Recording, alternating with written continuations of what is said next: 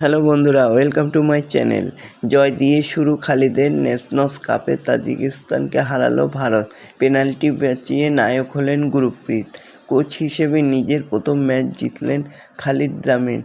কাফা নেশনস লিগে তাজিকিস্তানকে 2-1 গোলে হারালো ভারত। গোল করলেন আনোয়ার আলী ও সন্দেশ।